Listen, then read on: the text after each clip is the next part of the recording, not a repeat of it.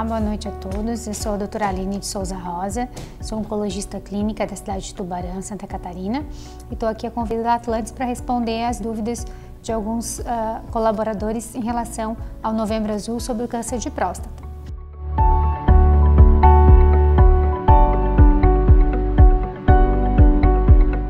O Luciano Nogueira, da Atlantis Bagé, pergunta: quais são os sintomas do câncer de próstata?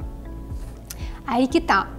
Por que é importante fazer o rastreamento, que a gente chama, né? Que são os exames preventivos. Fazer o PSA previne de não ter câncer de próstata? Não.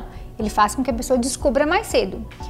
Por quê? Porque o tumor da próstata ele é um tumor indolente. Em geral, ele demora muito tempo para ele ter sintoma.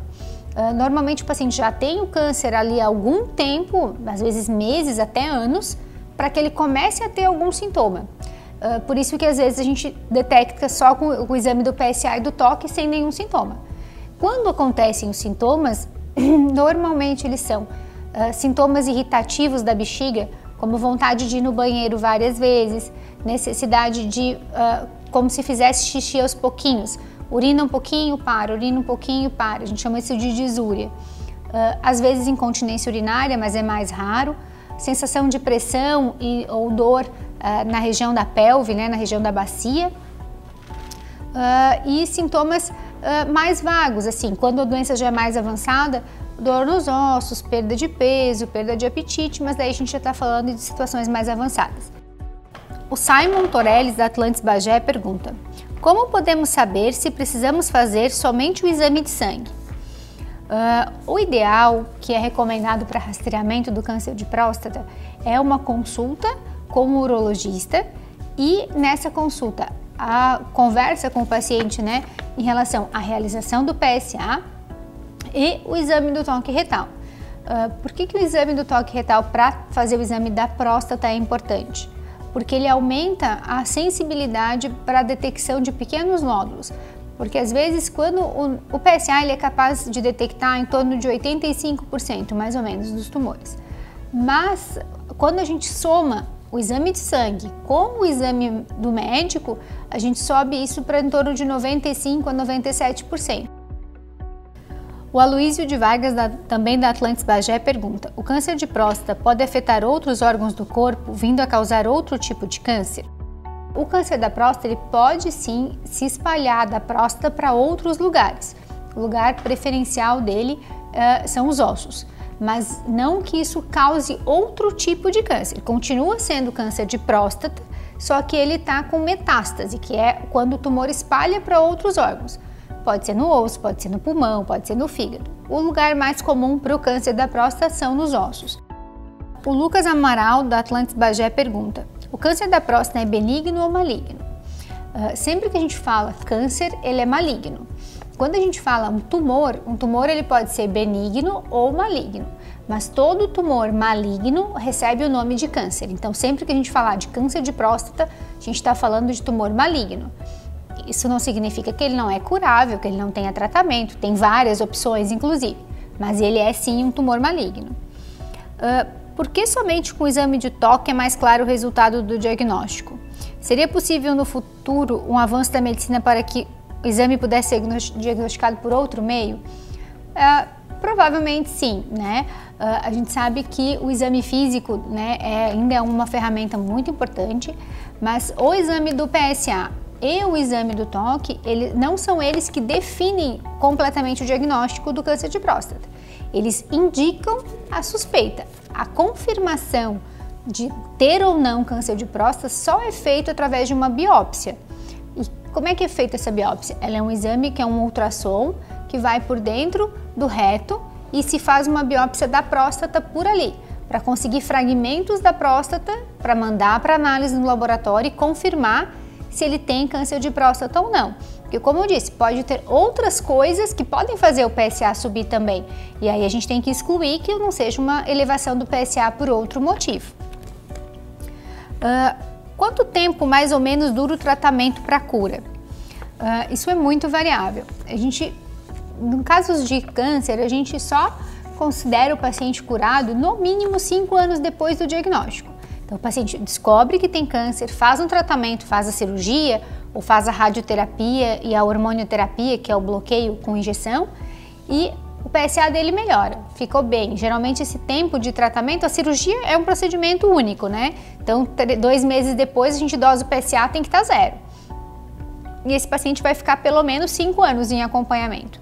Normalmente a gente mantém eles em acompanhamento por 10 anos. Nos primeiros 5 anos de uma forma um pouco mais intensiva, depois do 5º até o 10º ano só uma vez por ano para controle do PSA. E aí sim, depois desses 10 anos, a gente libera e diz, olha, tá ok, tá curado, o câncer da próstata não vai incomodar mais. Mas o tratamento mesmo é bem mais curto que isso. Se for cirúrgico, é só a cirurgia. Se precisar de rádio, de hormônio, às vezes é 6 meses, às vezes é 2 anos, aí depende da situação. E aqueles pacientes que descobrem já com doença avançada, quando ele, que a gente chama com metástases, né, quando ele espalhou para outros lugares, aí esse paciente não tem cura, esse paciente tem tratamento, ele vai ficar em tratamento a vida inteira. Como quem tem pressão alta, diabetes, né, ele toma o remédio, ele fica com a doença controlada, mas ele não está curado. Qual o índice de morte anual do câncer de próstata? Então, o INCA estima para 2018 uma ocorrência em torno de 68 mil novos casos de câncer de próstata no Brasil. Ele é o câncer que mais acontece nos homens, fora os cânceres de pele. E se estima que em torno de 13.700 homens, mais ou menos, quase 14 mil homens, morram de câncer de próstata no Brasil a cada ano. Essa incidência tem aumentado, tanto da ocorrência quanto da mortalidade, mas a mortalidade tem se mantido em taxas estáveis, até diminuindo um pouco. Mas a incidência, o quanto os homens estão tendo diagnóstico, isso tem aumentado. O Jean Carlos Freitas, da Atlântico Tubarão, pergunta: qual a percentagem de homens com esse tipo de câncer? Então, na verdade, ele é o câncer mais comum nos homens. Ele é responsável por em torno de 68 mil novos casos no Brasil por ano. Isso corresponde a mais ou menos 30% dos cânceres em homens, né? Ele só perde para os cânceres de pele e não melanoma, que são os tumores simples da pele. E aí depois ele é seguido pelo câncer de pulmão, câncer de intestino e outros tipos de tumor. Mas ele é o que mais afeta os homens. O Luiz Paulo Nascimento, da Atlantis Várzea Grande, pergunta: existe a possibilidade ou risco de algum efeito colateral após o tratamento do câncer de próstata, como incontinência urinária ou impotência?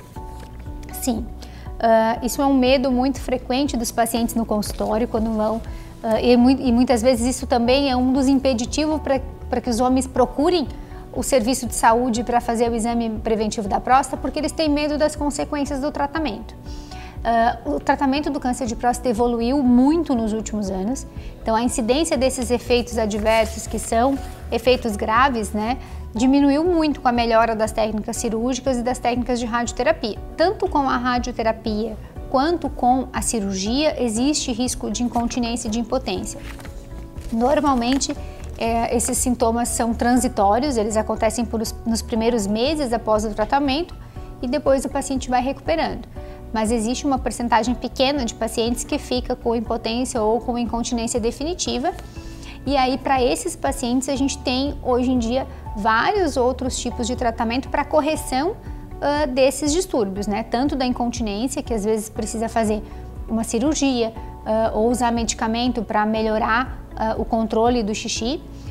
E para os pacientes com impotência, existem hoje vários tipos de medicações, alguns até de uso contínuo, de injeção e, em último caso, quando nada disso funciona, existe uma cirurgia que a gente chama de prótese peniana, onde é colocado um implante dentro do pênis para que o paciente consiga ter relação. O André Ferreira, da Atlantis Bagé, pergunta: quais os percentuais de cura se a doença for diagnosticada com antecedência? Você sabe que pacientes que diagnosticam o câncer através dos exames de avaliação periódica, assim, eles têm, que não têm sintomas ainda, eles têm uma taxa de cura em torno de 90%. Então é um câncer bastante curável quando a gente descobre ele no início. Então por isso que é importante essa prevenção, essa avaliação rotineira para avaliação.